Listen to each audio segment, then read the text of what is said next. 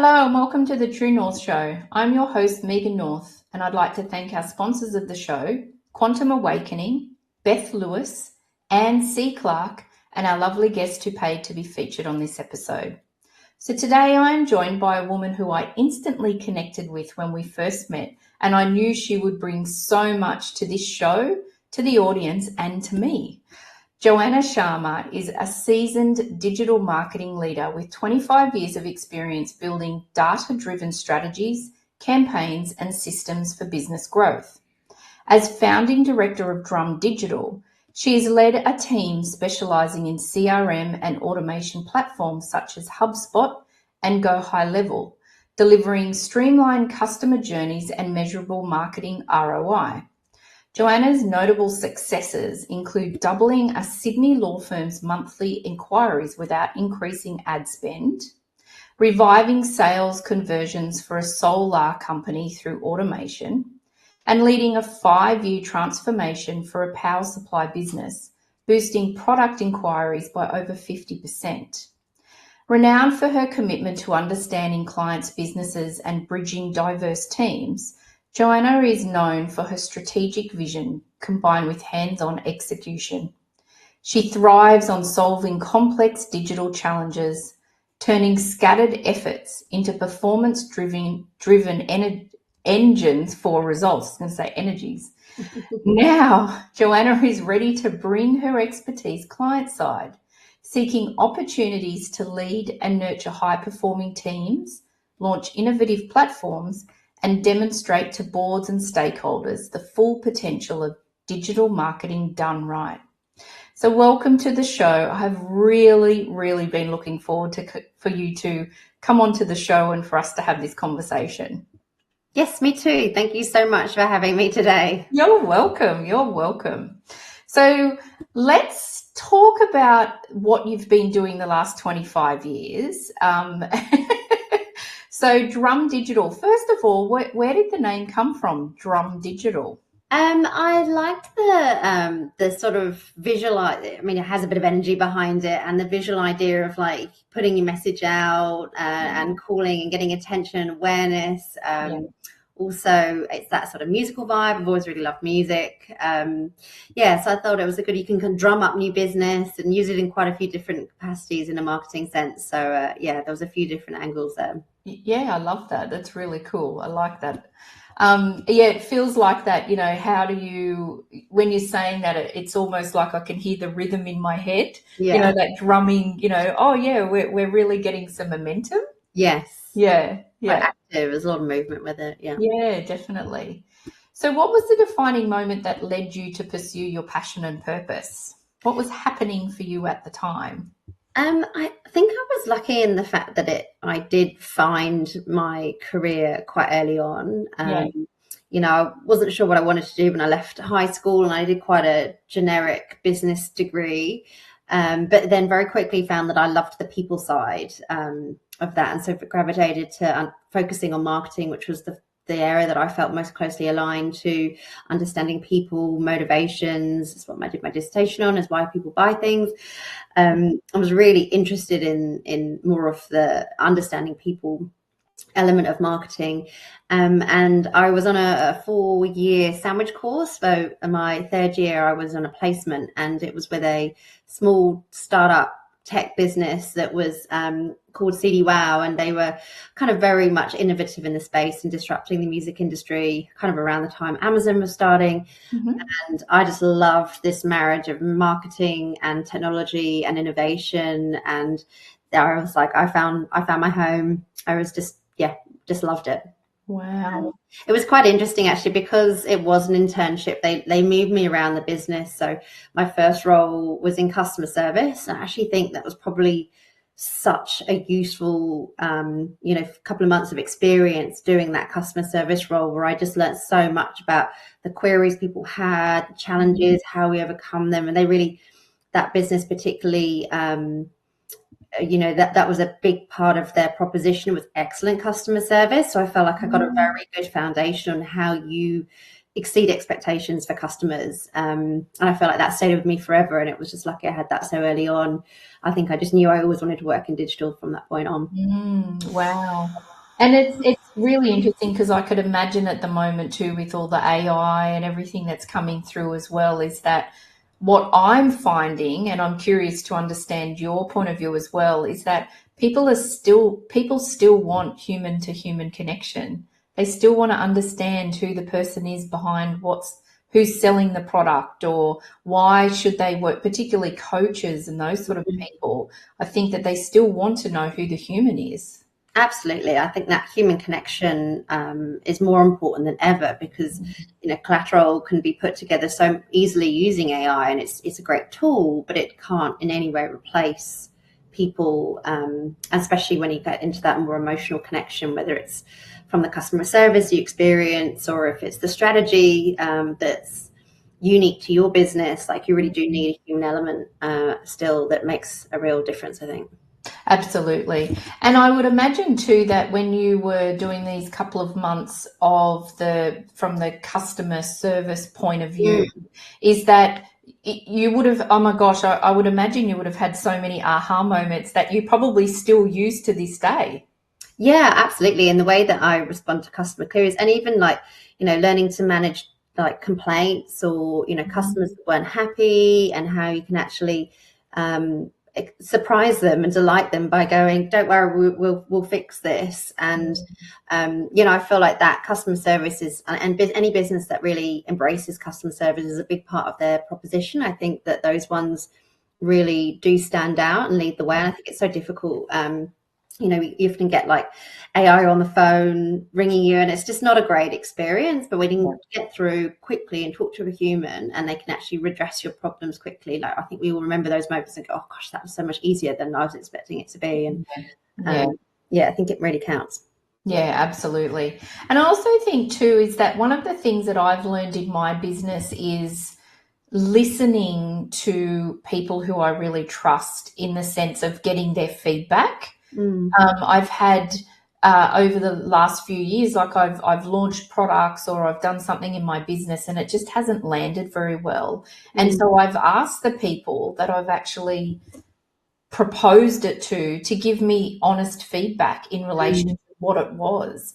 Because sometimes I think what I think people want in my head is not actually what people want. Yeah, and I think that's right. It's a really big part of where we start doing any strategy for a client is with a customer journey. And in an ideal world, if budgets and resources were available, actually doing some research, like actually going out and talking to customers, doing what you're talking about there, and actually having those conversations and getting some qualitative and quantitative data.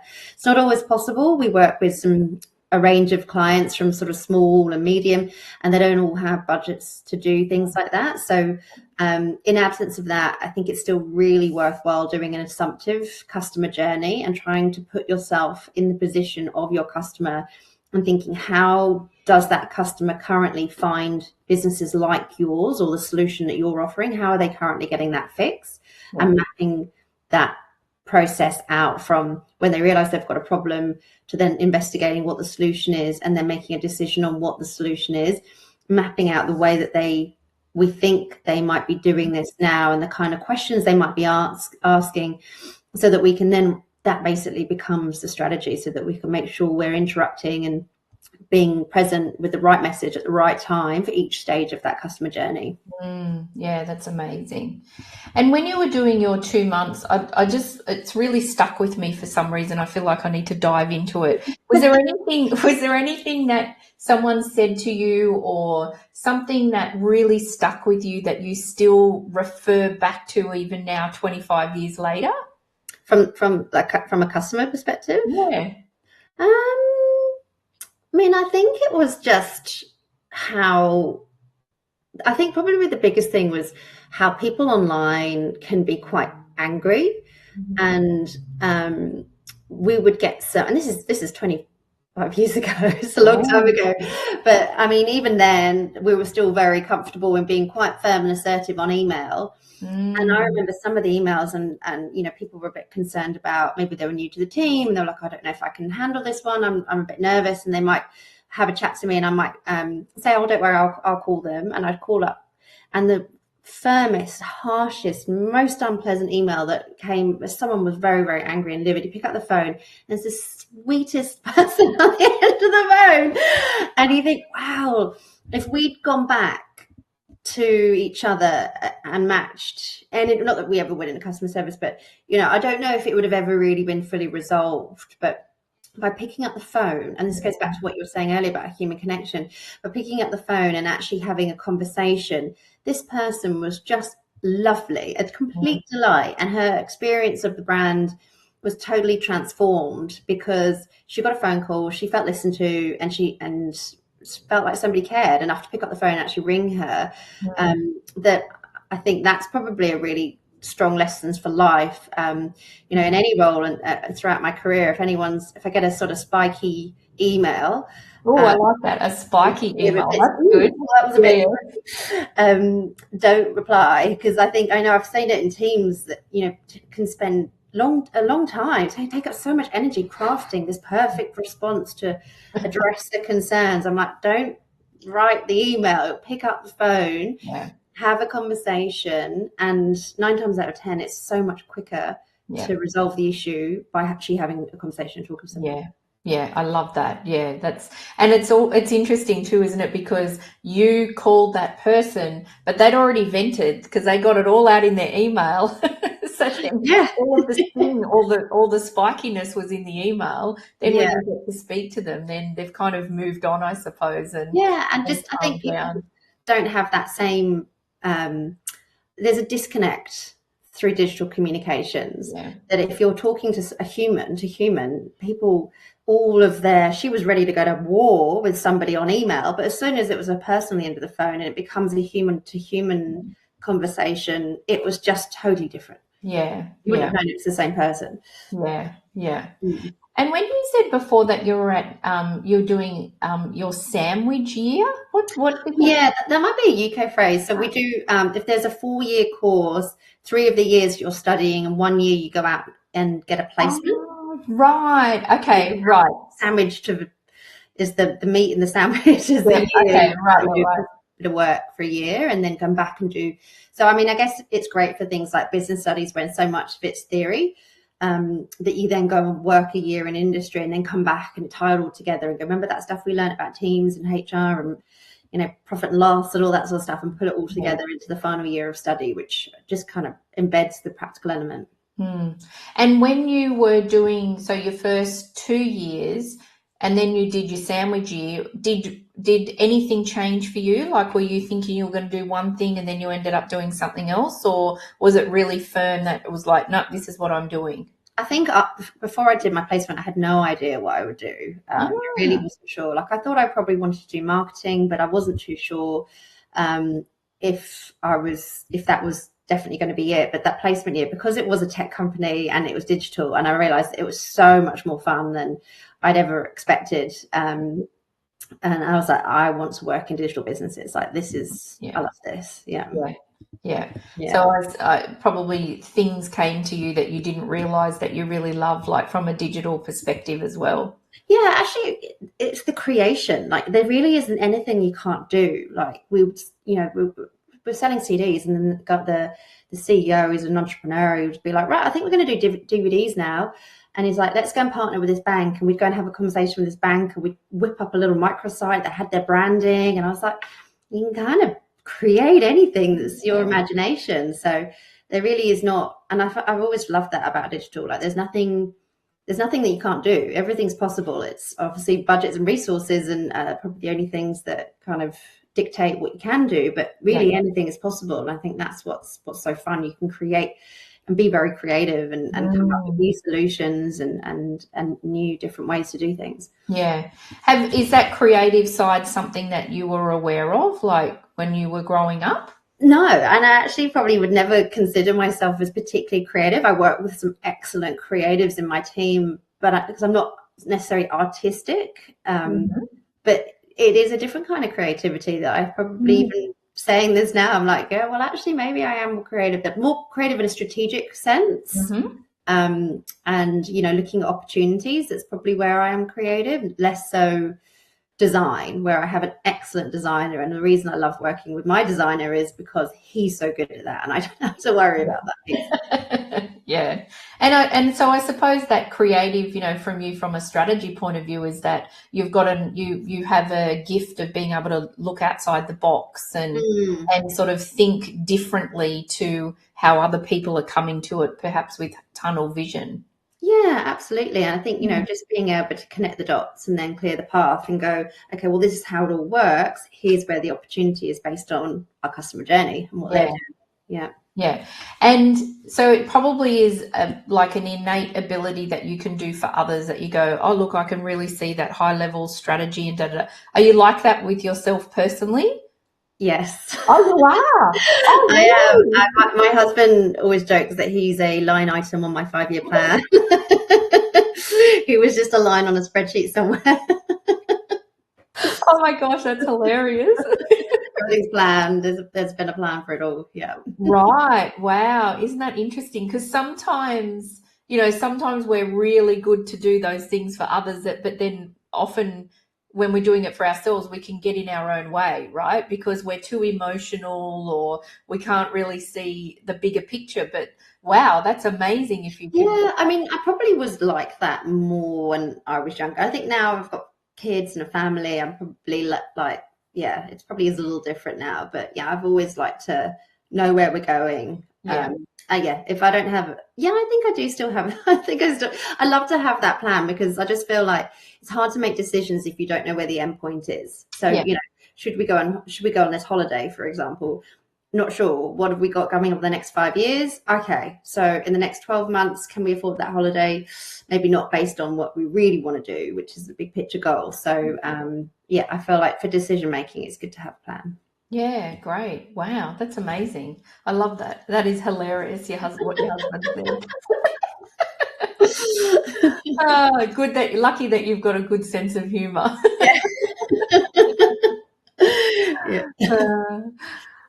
So because you're living your passion and your purpose, and you get so much joy out of what you do, and obviously you've created a team around your business to have the right people doing the right things. How do you maintain your own mental health and well-being as you're managing a team, and then managing yourself and your family? Have you got any tips or tricks that work for you that you could share with everyone? Yeah, like I feel like it's been a real journey for me. Like I've always been quite an anxious person. Even as a kid, I had a lot of anxiety, and so she probably was quite good during my early part of my career. I don't know why, but when I had children, my anxiety shot up, and so looked at a few different other ways to manage that. I learned a lot about NLP and sort of matrix therapies to try and do some of that healing for myself, and I found that really, really effective. I think acupuncture is the other one. I don't know what it is about acupuncture, but when I have acupuncture, nothing makes me feel as relaxed. It gets me into this incredibly relaxed state. It's like nothing else.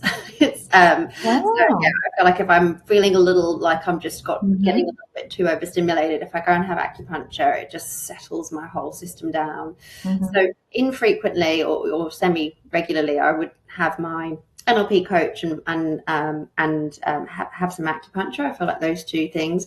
But on the day-to-day, making time for exercise.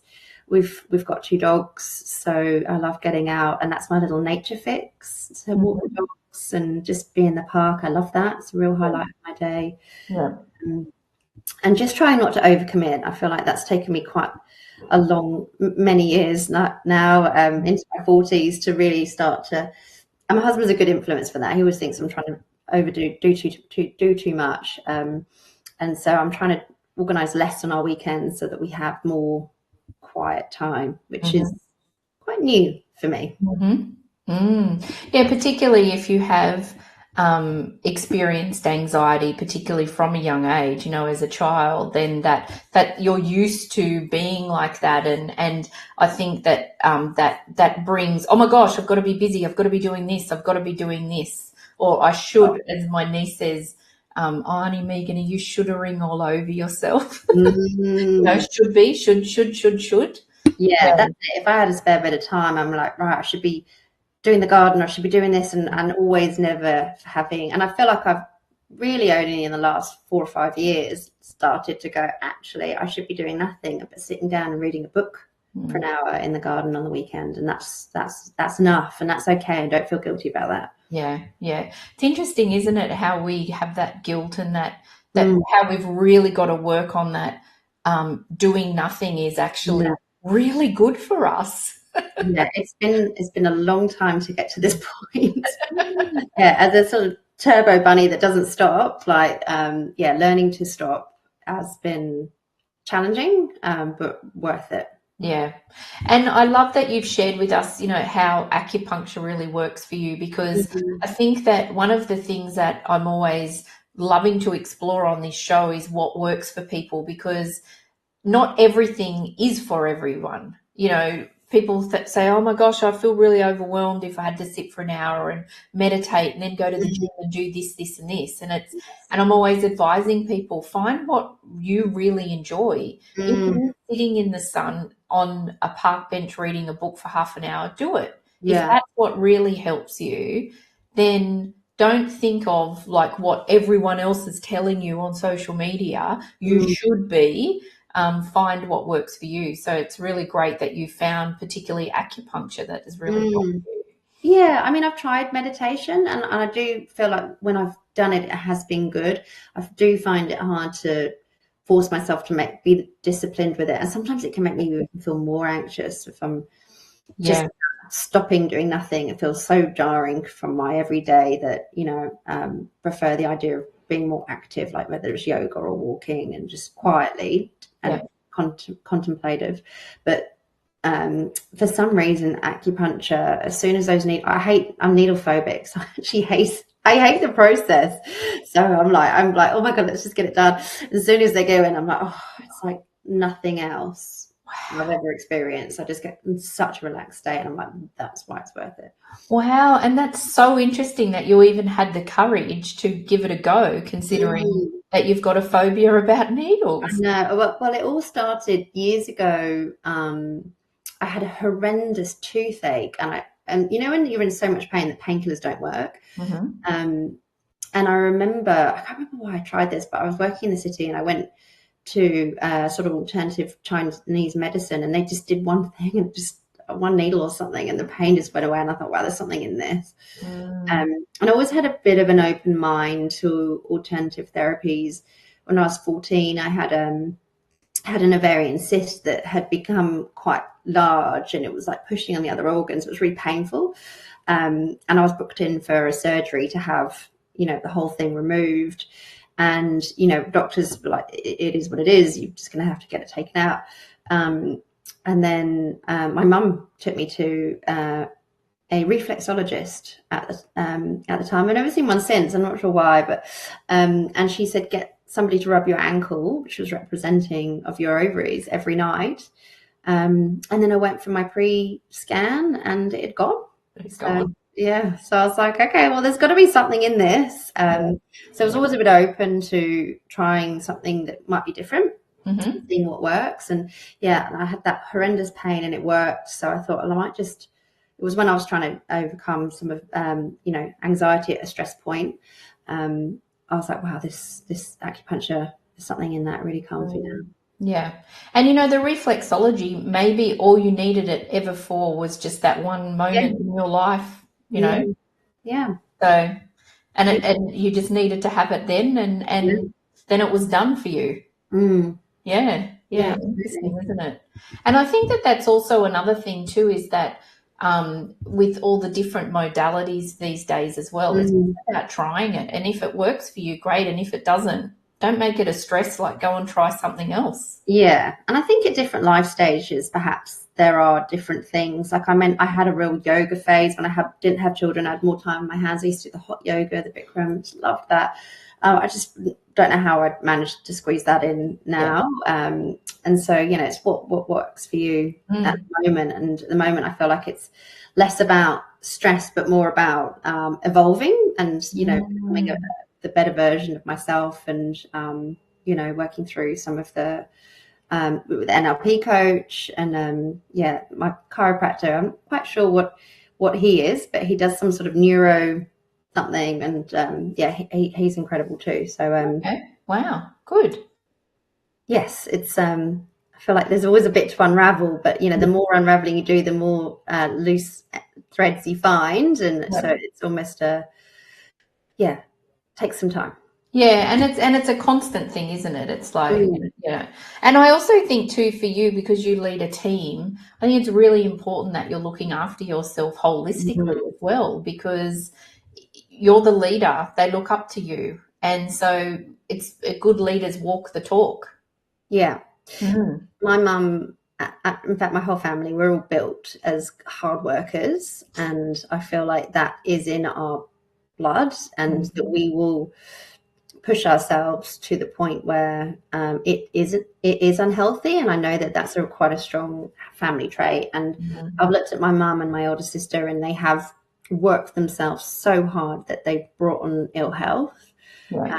And so I've kind of gone, well, if I've got to take a lesson here, and I've really very consciously tried to put more boundaries in place so that I don't push myself quite so hard, and bring about more balance in my life. And there was an opportunity that came up a few weeks ago that was it was a significant opportunity. It was going to be quite a significant life adjustment to manage it. And I thought long and hard about it. There was so much that sounded great about it. And I think 10 years ago, I would have absolutely jumped and gone, nah, doesn't matter what the impact is, I will make this work, because I'm so driven by slightly different things. Whereas now it's like, well, what kind of lifestyle do I want? What's that whole makeup? What's really important for me? What do I want, as opposed to what's going to make the most money, or support the family? And I was like, well, actually, I don't think for me that would be healthy. So made what was a slightly, to me, surprising decision to decline the opportunity, because normally I would not have done that. But I feel like that's just as I've got older and realised that it is about balance, and your health and your family play a really important role in your career and your life, and you can be a better version of yourself for your clients and professionally by having that balance. Absolutely. And I don't know whether you know this from a healing perspective, but the work that we do, and I'm talking feminine because we're both women, but the work that we do actually has a healing effect for 7 generations previous and 7 generations ahead. So the work that you're doing is actually healing your mum, your grandmother, your great-grandmother, all of that ancestry, but it's also then helping the women that come, like if you've got daughters or if you've got nieces and that sort of thing, it's actually you're doing the healing for them forward as well. Excellent. It is. It's really great. Yeah, because my mum has passed, and I hear both my parents have passed away, but I hear my mum all the time, and she often celebrates me for doing the work that she couldn't do while she was here.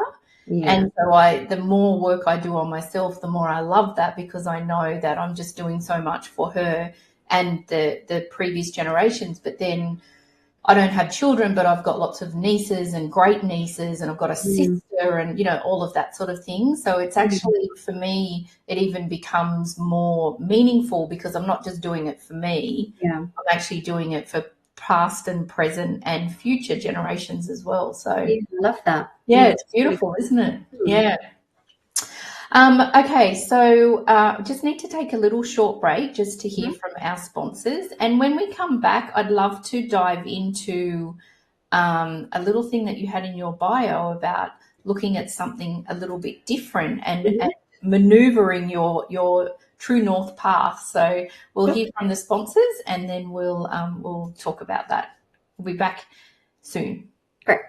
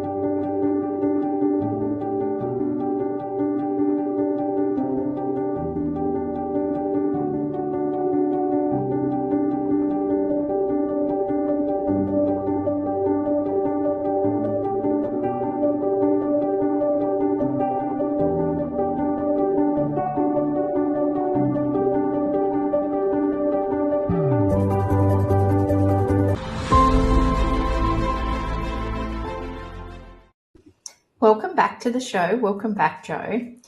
So one of my usual questions about now is, has your path to pursuing your passion and purpose evolved over time? But given that you've mentioned in your bio that you're now ready to make a little bit of a sidestep and something different, can you describe what happened, like when you realised that you wanted to make a bit of a change in the career direction?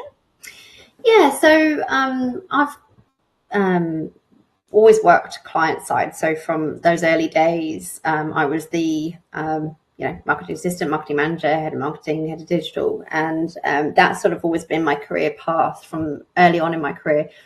And then 10 and a half years ago, I went out on my own and started my agency, which was a very steep learning curve because I didn't actually have any agency experience. I'd worked as a marketer, but not as an agency owner or even worked in an agency. So I relied on peers and colleagues and mentors and partners to support that growth. So that first year or two, understanding pricing and scopes of work, like just all the things that I needed to be more refined with. And so, and that's been working really well for the last 10 years. But I guess when I've been looking back at what do I really love, what's my positioning and what's my area of focus, I feel like my skill set hasn't changed. My skills have evolved, but my focus hasn't necessarily changed a huge amount since when I was client side. And I still take that approach with clients where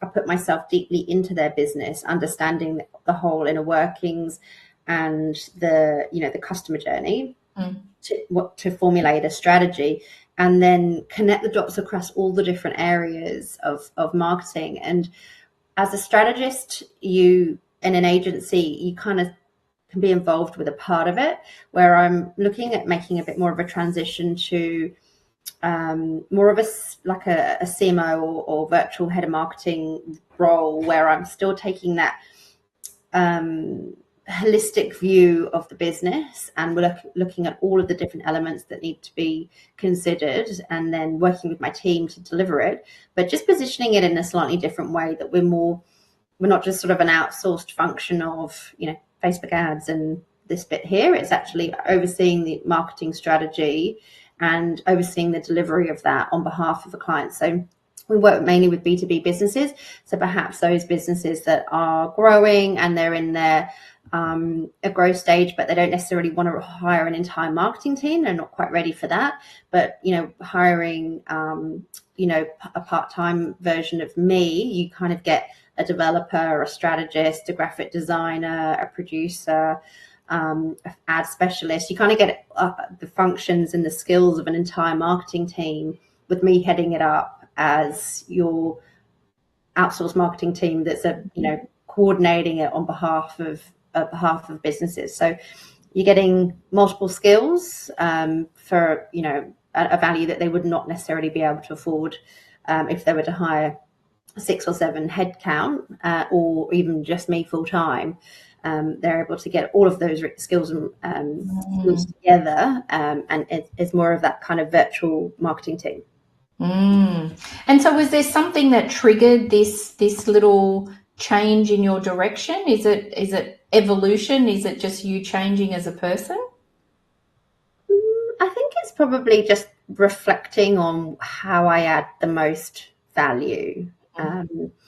And I think sometimes when I'm talking to people, trying to explain exactly what it is that I do, especially with people that aren't necessarily marketers or it's not their background, sometimes it can be a bit confusing, and it's like, well, which bit are you the developer, are you the ad specialist, or which one are you? And I feel like this kind of is more of a succinct, and I think there's definitely a shift in the market to be moving towards this as well. So there's the term fractionals being used a lot more, which is that whole kind of outsourced solution where you don't necessarily have a full-time headcount, but you've got somebody providing those services for a number of hours each month. I feel like that's a bit of a growing acceptance in the marketplace that this is an alternative, a viable alternative to actually hiring headcount, especially in a discipline like marketing, which is so multifaceted. Like this, your SEO person is not going to be your graphic designer, is not going to be your social media person. Like there's so many different skills. And if you could have access to all of those skills via one person at a reduced, rate, then it would kind of get a whole team. That's a good proposition. And so how does that go when you are usually very planned and you're quite firm on what the future looks like and what are the line items in your Excel spreadsheet? So is this something that then you get an idea and it sort of floats around in your mind and you've slowly got to create it, or is it like a quick switch? How does it work for you that way? I think it's a bit of a quick switch. It's just a change in how my language and my presentation around my website and social posts and how I'm communicating with people, and just when we're doing our own marketing and our outreach, repositioning that, the messaging there to be a bit clearer around that, and who we're going, who we're sort of wanting to talk to, what kind of size organizations and why it's a really good fit for them, which I think it works. It's a really nice marriage between those kind of growth businesses that are still, still in their growth phase, to be able to tap into that. And I suppose too, you've kind of got the inside scoop, right? Because you can see what's happening from a marketing point of view, and because you love to connect with the people and then listen and sit back and sort of review what is being needed, then you are able to make that change quite quickly because you can see this is where the market is going or this is what's needed. Yes, I think so. I think it's a good solution for the right kind of business. And I feel like there's more awareness and understanding that this is a solution that is available now. And hiring people, costs a lot of money these days in Australia. So this, I feel like it's a strong alternative. Fantastic. And so, do you think there's going to be any challenges or personal growth that you're going to anticipate through this next phase of this change? I think for this change, less so, because I don't feel like it's a huge jump from what I was doing. It's more of a positioning and a messaging change. And I think in some ways it's simpler. We're a virtual marketing team that you can just plug and play. So I feel like in that sense, it still works quite well. I think that as the market is sort of making a bit of a shift in this direction, we're just sort of going to be riding a wave there. So I think it should be good. Yeah. And what type of leader are you in the sense of, obviously you walk the talk, but are you open with your team? Are you one to really talk things through with them, or do you like to get things clearer in your head first before you talk to the team? I feel like we are quite collaborative. And I probably am the one that's going, we need to do this, we need to do that.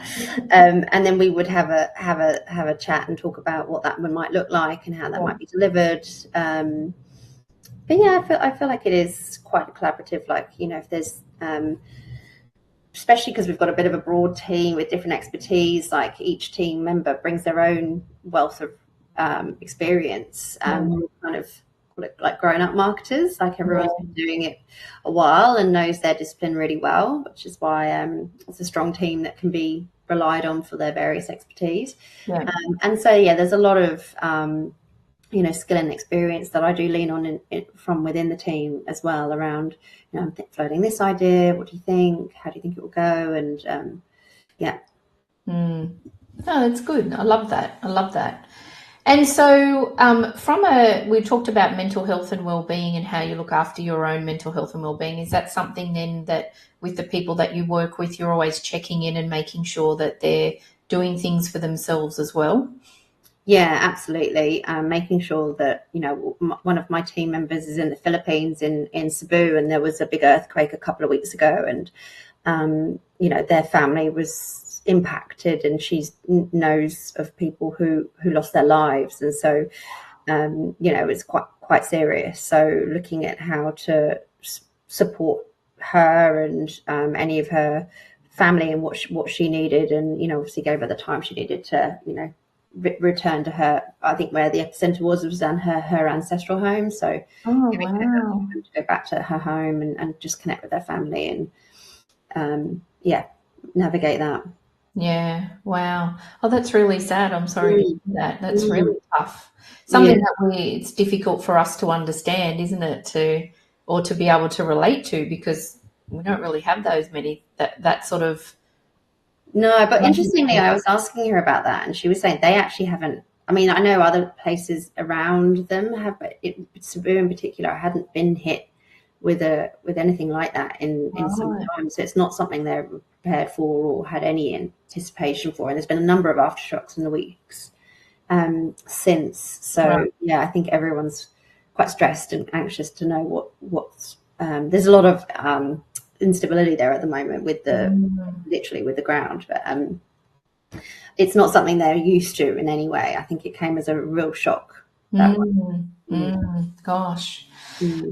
So when you've got a lot going on, and in particular, you were talking about this potential opportunity that you really had to take a lot of time to think of and sort of think through. So we talked about mental health before, but do you have any practices or rituals that you bring into your day that help you stay grounded, so that if you feel like your brain is getting really high level and strategic, that sometimes you need to just bring yourself back to earth?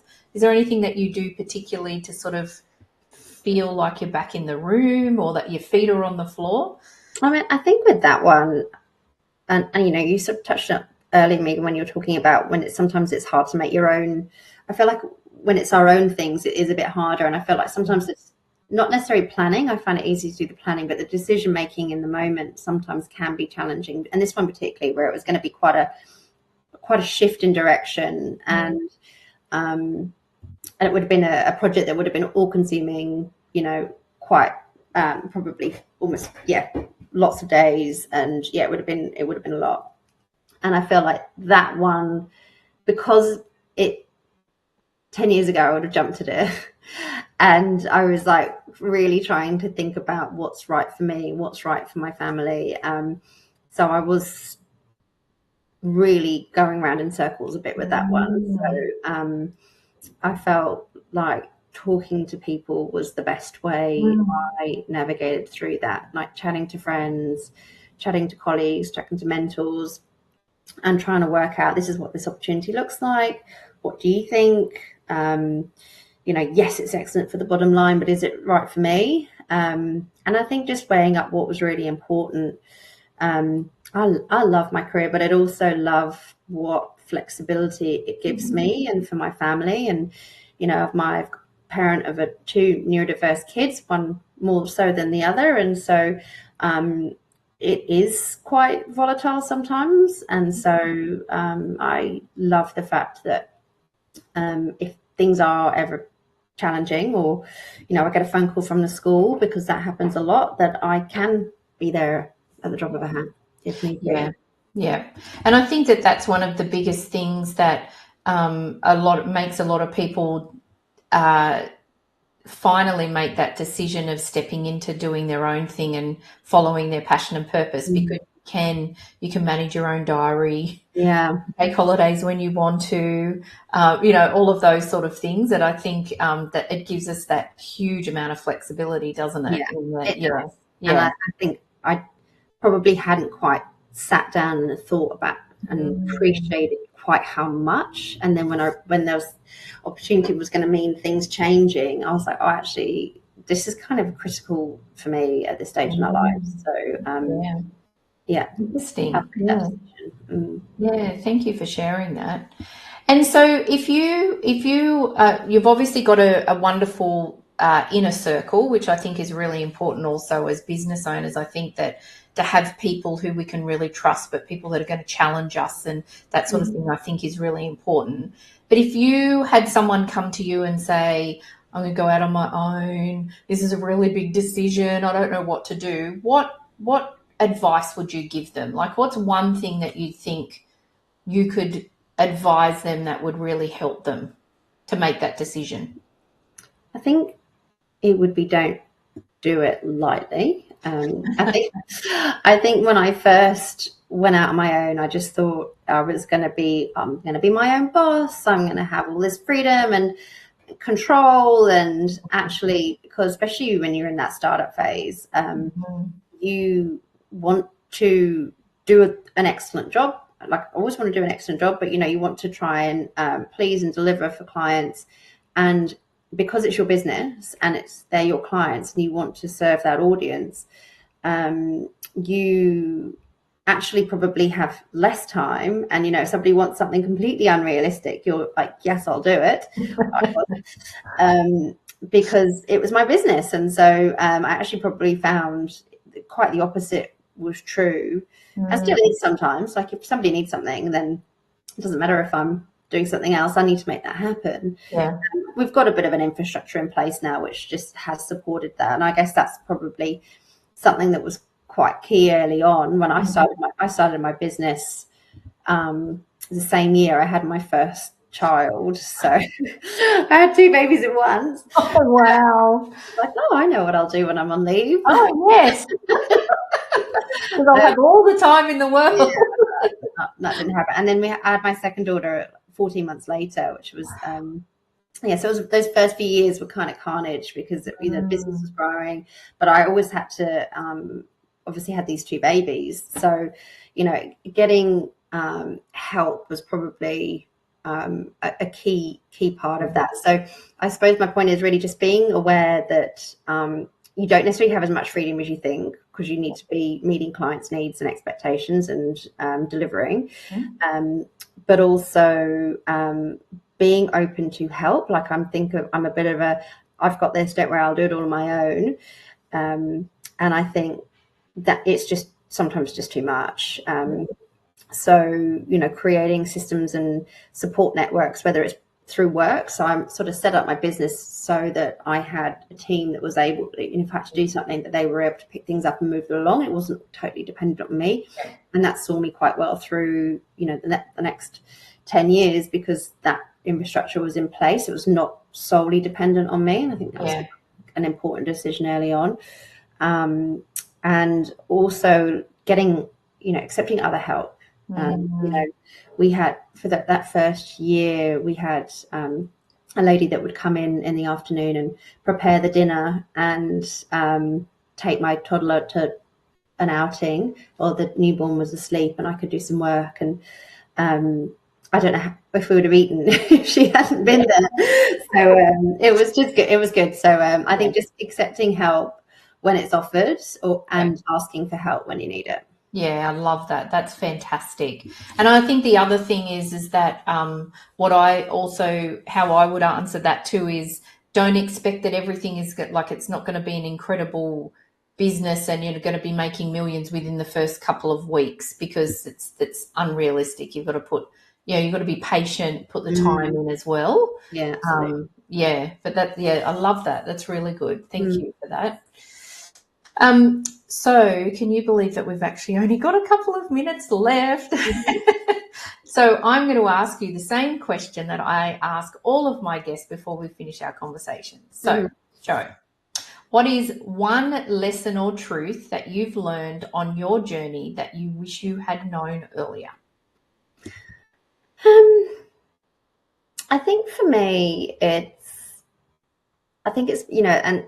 it's probably been a bit of a reflection for what we've already talked about, but early on for me, the success was, landing the big clients, the big transformational projects, the results for clients, and the delivery, and that still is a really important factor. But I think as I've got older and been doing this a while, I feel like there's a real balance needed around your own mental health and well-being, and making sure that those things aren't at odds with each other.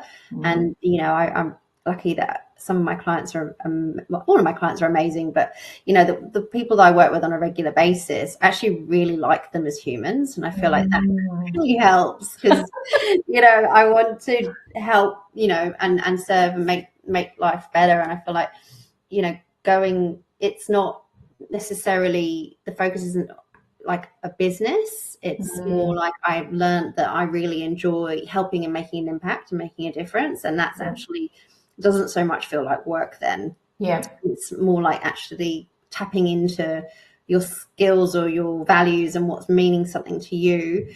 That means you can actually do what you do for work, but it's not work, it's not business, it's not transactional, it's actually doing something that you love, and you can really enjoy that and get a lot out of it. Yeah, I love that. I think that's really beautiful. And it just ties in beautifully to everything that we've spoken about today. So thank you. It's really lovely. Yeah. So thank you so much for this incredible conversation. I knew it would be amazing. I'm so grateful for everything that you've shared today, and I have no doubt that there'll be a lot of people inspired by what we've spoken about today. So thank you. Welcome. Thanks for having me. You're very welcome. And I'd also like to thank all of our amazing and dedicated audience, our supporters and sponsors, and I hope that you all have an amazing week, and I'll see you all again next week. Thanks again, Jo. Thanks, Megan.